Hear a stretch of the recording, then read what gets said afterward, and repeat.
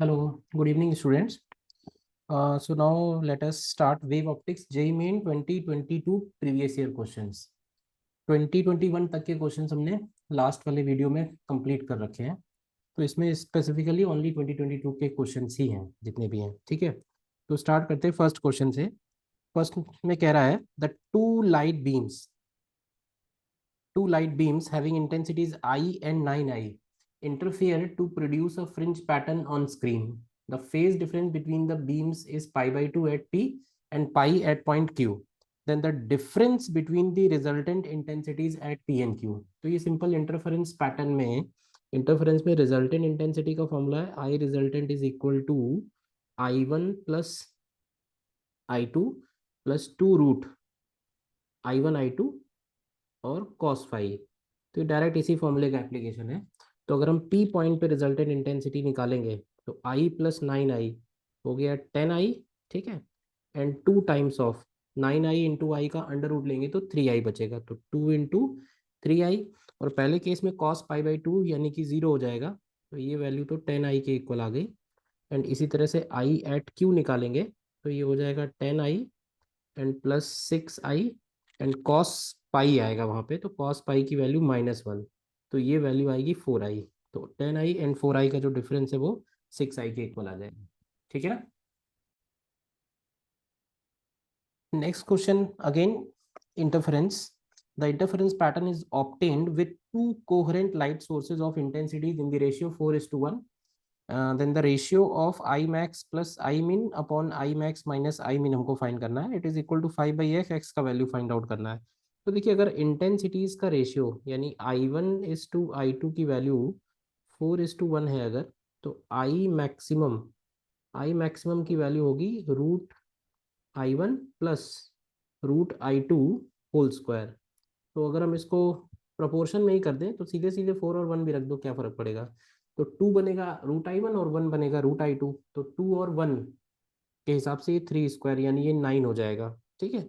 और इसी तरह से आई मिन अगर निकालेंगे तो आई मिन हो जाएगा √I1 माइनस √I2 का होल स्क्वायर। तो ये वैल्यू 2 - 1 यानी कि 1 हो जाएगा, तो ये सिंपली 1 बचेगा। तो ये जो वैल्यू हमको फाइंड आउट करनी है आई max plus I min upon I max minus I मिन, तो ये वैल्यू आएगी 10/4। तो इसको हम लोग लिख सकते हैं 5/2, यानी कि एक्स की वैल्यू 2 के इक्वल है, option C. Next question says if a wave gets refracted into a denser medium then which of the following is true. Refracted into a denser medium मतलब वो रेयर टू डेंसर मूव कर रही है। तो देखो, medium अगर change हो रहा है तो wavelength speed and frequency decreases. Frequency देखो कांस्टेंट रहती है सीधे सीधे, और डेंसर मीडियम में जा रही है तो स्पीड उसका कम होगा, speed of light.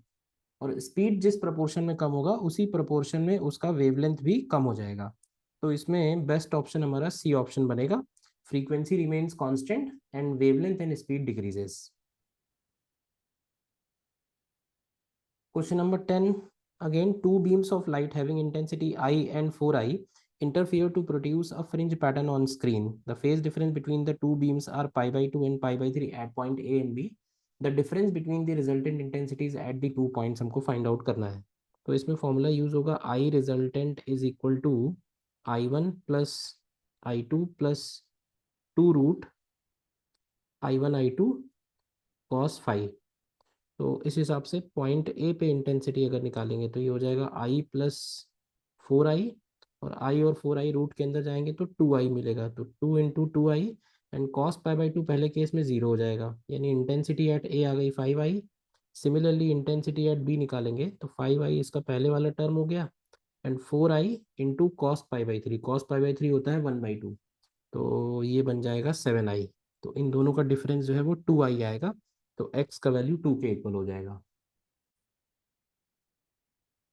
Next question, two coherent sources of light interfere, the intensity ratio of the two sources is 1:4, यानी कि I1/I2 is equal to 1/4। For this interference pattern if the value of I max plus I min upon I max minus I min का value पूछा हुआ है उसने। तो देखिए, I max की वैल्यू है, फॉर्मूला है √I1 plus √I2 whole square. ठीक है। तो अगर हम इसको 1 और 4 ही ले लें तो ये 1 और 4 के हिसाब से ये 9 बनेगा। और आई मिन का वैल्यू अगर निकालेंगे तो आई मिन हो जाएगा √I1 minus √I2 whole square. तो ये हो जाएगा 2 - 1, यानी ये 1 बन जाएगा सिंपली। तो ये जो वैल्यू पूछी हुई है ये वैल्यू हो जाएगी 9+1/9 - 1। तो ये आ जाएगा 10/8। अब वो कह रहा है कि इसको 2α+1 लिखना है। तो 2α+1 आई मैक्स अपॉन आई मिन और β+3। तो देखिए ध्यान से, इसको अगर हम अब सीधा सीधा ऐसा कर देते हैं कि 2α+1/β+3। तो देखो अगर हम सीधे सीधे इक्वेट करते हैं तो 2α+1 तो ऑड नंबर है, तो इसका मतलब है कि इसको 5/4 लिखना चाहिए। ठीक है ना। तो अगर हम इसको 5/4 लिखेंगे तो बीटा का वैल्यू 1 आएगा और अल्फा का वैल्यू आप देखिए तो 2 आएगा। अब हालांकि क्वेश्चन में क्या है कि 10/8 भी लिख सकते हैं। तो अब इसको हम नेक्स्ट हम और भी चेंज करके कुछ और भी लिख सकते हैं, लाइक 15/12 भी लिख सकते हैं। तो 15/12 लिखेंगे तो अल्फा बीटा कुछ और आ जाएंगे। अल्फा आ जाएगा 7 और बीटा हो जाएगा 9। बट अब ठीक है, क्वेश्चन को क्वेश्चन की तरह ही कंप्लीट कर दो। तो बीटा 1 है, अल्फा 2 है। तो alpha upon beta B part बन जाएगा 2 option.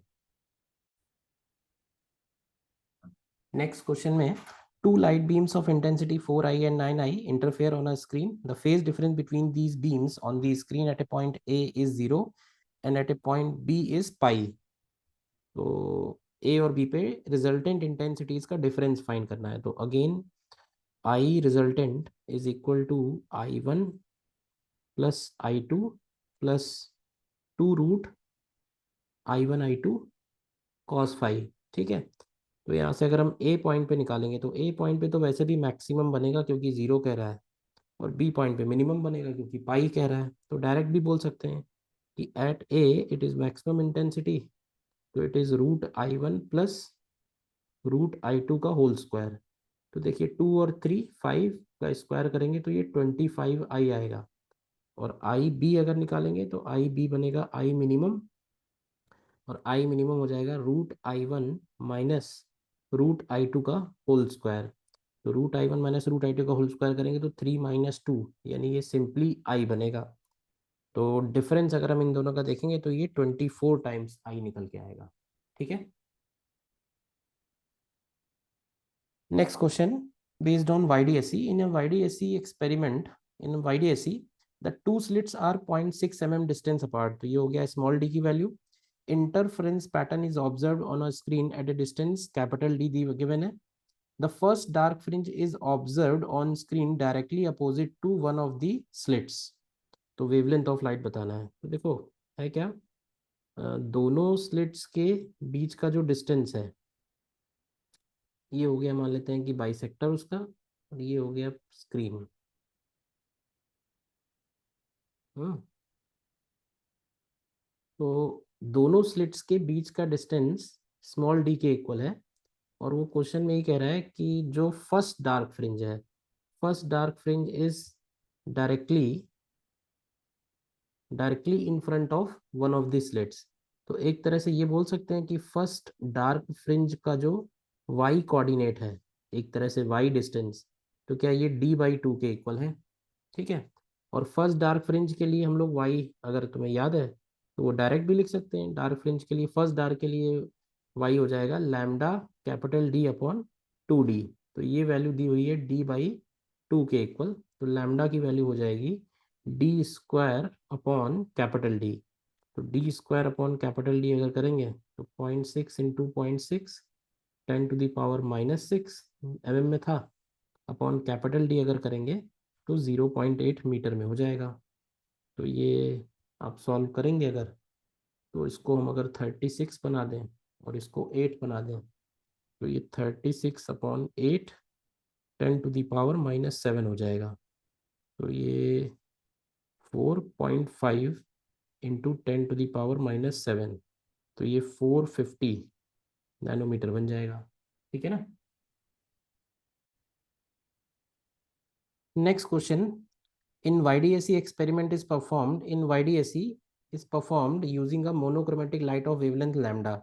When a glass plate of thickness x lambda is introduced in the path of one of the interfering beams, the intensity at the position where central maximum occurred previously remains unchanged. The value of x will be. तो इसमें देखो ध्यान से,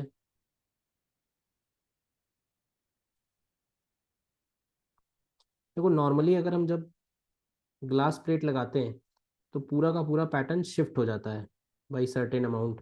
ठीक है, तो late से ये S1 हो गया, S2 हो गया, और हमने इसके आगे एक ग्लास प्लेट लगा दी है म्यू कॉमा टी की।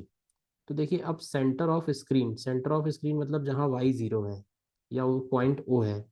तो अगर हम जनरल पॉइंट पे पाथ डिफरेंस लिखते हैं, तरीका यही है, जनरल पॉइंट पे पहले लिखेंगे तो S2P माइनस S1P, और मैंने जैसे थ्योरी में बताया थी इसको हम S1P डैश कर देंगे, और बाद में हम इसका वैल्यू जब सब्सटीट्यूट करेंगे S1P का, तो उसको लिखेंगे S1P and plus mu minus one into P के इक्वल। तो यहाँ से delta X at point P की वैल्यू हो जाएगी S2P माइनस S1P। ठीक है, एंड माइनस का mu minus one into T. तो ये जो वैल्यू है ये पहले हम लोग लिखते हैं इसको डी साइन थीटा, और फिर इसको हम लोग लिखते हैं Y D upon capital D. अब क्योंकि वाई की वैल्यू जीरो है तो delta X at centre of screen mod लिखें अगर, तो ये mu minus one into T हो जा रहा है। तो अब कहने का मतलब ये जो डेल्टा एक्स है ये एन लैम्डा के इक्वल होना चाहिए, क्योंकि क्योंकि उसने कहा है कि प्रीवियसली जो इंटेंसिटी थी सेंट्रल मैक्सिमा पे वो अभी भी वही है। तो जो शिफ्टिंग होगी ना शिफ्टिंग जो होगी वो फ्रिंज विड्थ के टर्म्स में ही होनी चाहिए, या हम सिंपली बोल सकते हैं कि मैक्सिमम इंटेंसिटी होनी चाहिए। तो मैक्सिमम के लिए कंडीशन यही है कि डेल्टा एक्स एन लैम्डा होना चाहिए। तो आप इसमें वैल्यू रख दीजिए, तो ये हो जाएगा 0.5, और टी की वैल्यू कह रहा है एक्स लैम्डा, तो this is equal to N lambda. तो यहाँ से देखिए लैम्डा लैम्डा कैंसिल हो रहा है, तो एक्स की वैल्यू 2n के इक्वल आ रही है। ठीक है ना, 2n के इक्वल आ रही है। तो देखो क्वेश्चन प्रॉपरली हो तो हम इसको ये बोलेंगे कि x की मिनिमम वैल्यू क्या होनी चाहिए। तो x की मिनिमम वैल्यू 2 के इक्वल होनी चाहिए, सीधा सीधा, क्योंकि 2 भी हो सकती है, 4 भी हो सकती है, 6 भी हो सकती है। 2n है ना, n की वैल्यू 1 2 3 4 5 कुछ भी हो सकती है। बट ठीक है, तो अगेन जेई मेन का है तो x मिनिमम लेके आप आगे बढ़ जाइए। ठीक है, क्वेश्चन नंबर 50 में, इन a YDSE experiment N angular width of fringe 0.35 degree on screen placed 2 meter away for a particular wavelength of 450 nanometre. मतलब 450 नैनोमीटर का उसका वेवलेंथ है, कैपिटल डी 2 मीटर है, और एंगुलर विड्थ 0.35 है। और कह रहा है कि what is the angular width when the whole system is immersed in a medium of refractive index 7/5। तो अगेन सिंपल है, देखिए पूरा का पूरा सिस्टम जब हम किसी और लिक्विड में ले जाते हैं तो चेंज तो एक ही क्वांटिटी होती है और वो है वेवलेंथ। तो अगर वेवलेंथ रिड्यूस होती है तो वेवलेंथ जहां जहां जिन जिन डिस्टेंसेज में आती है वो सारे डिस्टेंसेज एक तरह से 1/न्यू टाइम्स हो जाएंगे पहले के कंपैरिजन में। तो हम लोग न्यू एंगुलर विड्थ डायरेक्ट भी लिख सकते हैं, न्यू एंगुलर विड्थ। तो ये हो जाएगी 0.35 degree old angular width and divided by 7/5। सीधे सीधे म्यू से डिवाइड कर दिया है, तो देखिए 7/5 करेंगे तो ये 0.25 डिग्री आ रहा है। तो ये भी स्पेसिफाई करना चाहिए इसको कि आंसर डिग्री में ही चाहिए। चलो 1/अल्फा है तो अल्फा अल्फा डेसिमल उसमें आया होगा ना, ये क्वेश्चन इंटीजर टाइप में, तो अल्फा की वैल्यू हम लोग 4 यहाँ पे मेंशन कर सकते हैं। ठीक है, क्वेश्चन नंबर 51 में, using the YDSE experiment a monochromatic light of wavelength 5000 angstrom produces fringes of fringe width 0.5 mm। ठीक है, if another light is used with 6000 angstrom lambda the new fringe width will be. तो देखो fringe width का सीधा सीधा formula है W is equal to lambda capital D upon small D. तो हम लोग डायरेक्टली बोल सकते हैं कि W लैम्डा के प्रोपोर्शनल है, and W1 upon W2 will be equal to lambda 1 upon lambda 2। तो W1 दिया है 0.5 mm, तो ऐसे ही दिख रहा है 5000 पे 0.5 है तो 6000 पे 0.6 होगा, तो सी आंसर हो जाएगा। ठीक है, 0.5 अपॉन W2 एंड 5000 अपॉन 6000। ठीक है, तो W2 यहाँ से आ जाएगा 0.6 mm।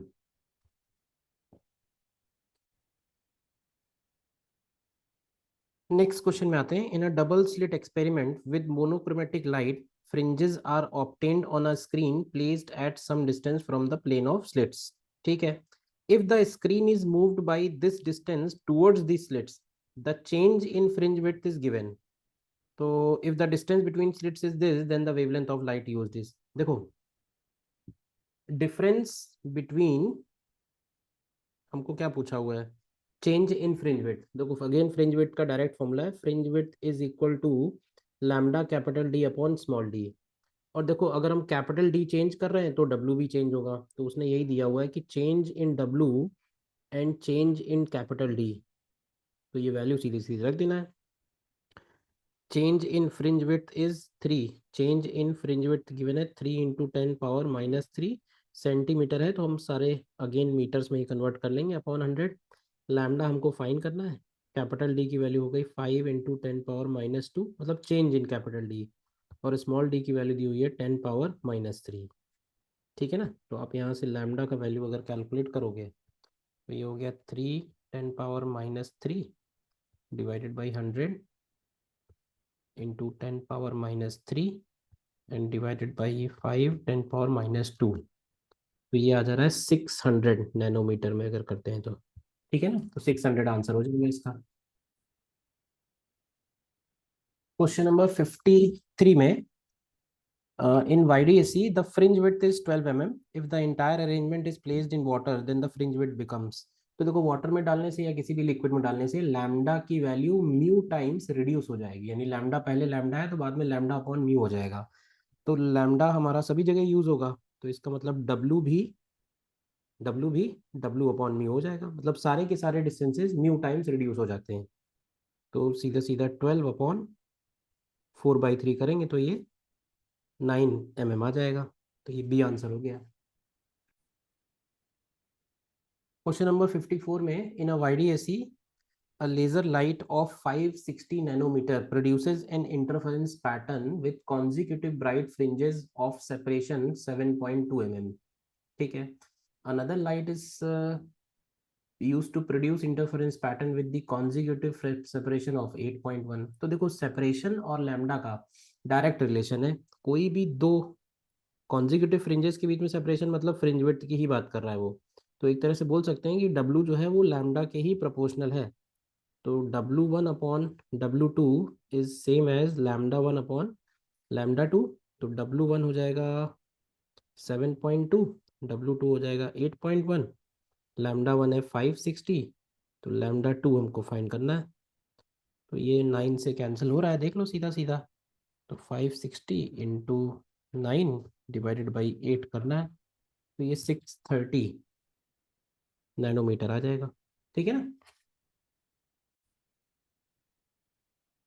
Question number, next question है 2022 का ही, डिफ्रैक्शन पे बेस्ड है। Sodium light of wavelength 650 nanometre and 655 nanometre is used to study diffraction at a single slit of aperture. मतलब सिंगल स्लिट में जो गैप है that is 0.5 mm। The distance between the slit and the screen is given. Separation between positions of first maxima of the diffraction pattern obtained in the two cases। First maxima के बीच में difference पूछा है, तो देखो अब इसमें question में गड़बड़ क्या है। सबसे पहले पहली चीज तो मैक्सिमा की पोजीशन हम लोग सिंगल स्लिट एक्सपेरिमेंट में एक्यूरेटली डिफाइन नहीं कर सकते हैं। बट मैंने ये भी शायद बोला है लेक्चर में कि अगर पूछ भी दिया जाए, मिनिमा की पोजीशन हम एक्यूरेटली डिफाइन कर सकते हैं प्रिसाइजली। मैक्सिमा की पोजीशन अगर आ जाए तो हम उसको मिनिमा, दो कॉन्जिक्यूटिव मिनिमा के एग्जैक्टली मिड पॉइंट पे एज्यूम कर सकते हैं। तो अब होता क्या है, देखिए, YDAC डबल स्लिट में जहाँ जहाँ ब्राइट फ्रिंज है, ऐसे याद रखो कि वहाँ वहाँ इसमें डार्क फ्रिंज है। ठीक है, तो हमें ढूंढना है दो डार्क के बीच में मैक्सिमा पड़ेगी, फर्स्ट मैक्सिमा। तो इसी तरह से हम ये बोल सकते हैं क्या कि वहाँ पे दो ब्राइट के बीच में डार्क ढूंढ लो। तो दो ब्राइट यानी फर्स्ट ब्राइट और सेकंड ब्राइट, तो फर्स्ट ब्राइट और सेकंड ब्राइट वहाँ पे बनता है λ/d और 2 λ/d। तो उसका मिड पॉइंट होगा 3 λ/d। तो यहाँ पे फर्स्ट मैक्सिमा कि पोजीशन में डिफरेंस पूछा है अगर, तो वाई फर्स्ट ब्राइट फ्रिंज को हम लोग लिख देंगे एक तरह से Y first dark fringe plus Y second dark fringe, और इन दोनों का मीन, मीन का मतलब है कि उसका मिड पॉइंट हम ले ले रहे हैं। तो देखो फर्स्ट डार्क फ्रिंज इसमें होता है lambda capital D upon small B, D की जगह बी हो जाता है, ठीक है ना, and plus two lambda D upon small B and divided by two. तो ये एक तरह से आ जाएगा three lambda capital D upon, sorry divide by two, divided by two B. तो ये वाई निकल के आया ब्राइट फ्रिंज का। तो ब्राइट फ्रिंज के वाई में जो डिफरेंस होगा लैम्डा की वजह से, वो होगा three D upon two B into lambda का डिफरेंस।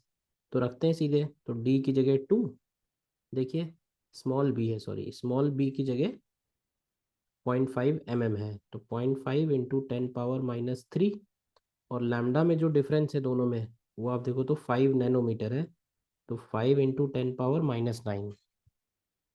ठीक है, तो 3 इंटू 2 6 इंटू 5 30 10⁻⁹ डिवाइडेड बाई 10⁻³ सीधे सीधे है, तो 3 इंटू 10⁻⁻5 है, तो इसका आंसर 3 दिया होगा। ठीक है ना, ठीक है। नेक्स्ट क्वेश्चन में कह रहा है in a free space electromagnetic wave of 3 GHz frequency strike over the edge of an object of size lambda by 100 where lambda is the wavelength of wave in free space. The phenomena which happens will be। तो देखो अगर light ऐसे obstacle से collide हो रही है जिसका size उसके वेवलेंथ के कंपेरेबल है, ठीक है ना, उसके इक्वल है, इनफैक्ट इक्वल है या उसके 10 टाइम्स है या 15 टाइम्स है या 5 टाइम्स है, तो हम लोग बोलते हैं कि डिफ्रैक्शन हो रहा है। लेकिन यहाँ पे अगर आप देखो तो ये लैम्डा से भी काफ़ी छोटा है, तो अगर लैम्डा से भी काफ़ी छोटा है तो जो फिनोमेना होगा तो उसको हम लोग बोलते हैं स्कैटरिंग। एग्जैक्टली ये आपकी डेफिनेशन लिखी हुई है एनसीईआरटी में ही, जहाँ पे ऑप्टिकल, जहाँ ह्यूमन आई वगैरह बताते हैं, रेनबो बताते हैं, रेनबो के तुरंत बाद आता है स्कैटरिंग ऑफ लाइट। तो इसमें डी ऑप्शन हमारा करेक्ट आएगा, ठीक है ना। Light scattered from such objects जिनका साइज लाइट के लैम्डा से भी काफी कम है, ठीक है ना। Next question, the aperture of the objective is 24.4 centimetre, ठीक है। The resolving power of this telescope if a light of wavelength is use to see the object will be. तो देखो limit of resolution and resolving power, they both are reciprocal to each other. Limit of resolution हम लोग define करते हैं theta are की value 1.22 lambda upon diameter. तो diameter या aperture, तो इसको हम लोग बी लिख सकते हैं।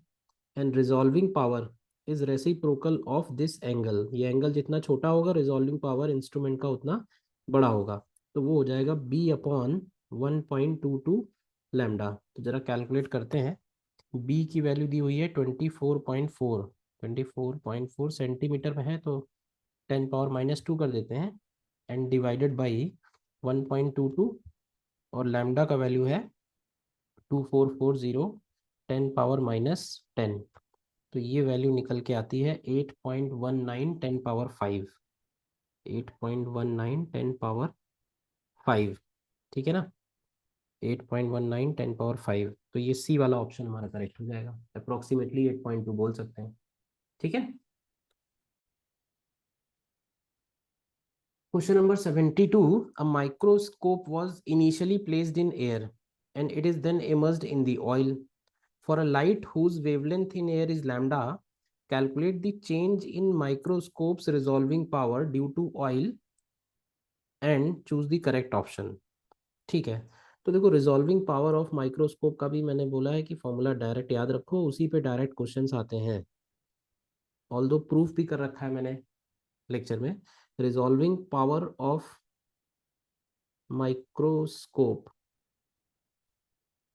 Resolving power of microscope is equal to, ये होता है 1.22 लैम्डा एफ अपॉन अपॉन, नहीं ये वैल्यू होती है एक्चुअली डी मिनिमम की, मिनिमम डी, और रिजॉल्विंग पावर जो होता है वो डी मिनिमम के इन्वर्सली प्रोपोर्शनल होता है। और अपॉन में हम लोग यूज़ करते हैं 2 tan बीटा। तो ये 2 tan बीटा यूज़ होता है जब ये एयर में है। और अगर हम वाटर में इमर्स कर देंगे या कोई और लिक्विड में जाते हैं तो ये 1.22 λ f upon 2n sign beta हो जाता है। ठीक है, अब हम अगर साइन बीटा और टैन बीटा सेम ही ले लें, क्योंकि उसके बारे में तो उसने कुछ कमेंट किया नहीं है, तो लैम्डा को लैम्डा डैश लिखेंगे। ठीक है, और लैम्डा डैश क्या होगा, तो लैम्डा डैश की वैल्यू हो जाएगी लैम्डा अपॉन एन। तो आप ध्यान से देखो, तो ये बोल सकते हैं कि जो डी मिनिमम डैश होगा, क्या ये एन स्क्वायर के इन्वर्सली प्रोपोर्शनल आ रहा है। तो जो रिजॉल्विंग पावर है वो डायरेक्टली बोल सकते हैं कि एन स्क्वायर के प्रोपोर्शनल होगा। तो एन की वैल्यू इसमें 2 दी हुई है, तो डायरेक्टली बोल सकते हैं कि वो 4 टाइम्स हो जाएगा, क्योंकि फोकल लेंथ में कोई चेंज नहीं होगा, बाकी सारे पैरामीटर सेम है, ऑब्जेक्ट का लेंथ से डिस्टेंस सेम है, तो वो बीटा सेम रहेगा। बीटा क्या है, वो एंगल होता है, वो आप चाहो तो एक बार लेक्चर में देख सकते हो। ठीक है ना, तो ये सी ऑप्शन हमारा करेक्ट है। Okay, so that was all in wave optics 2022।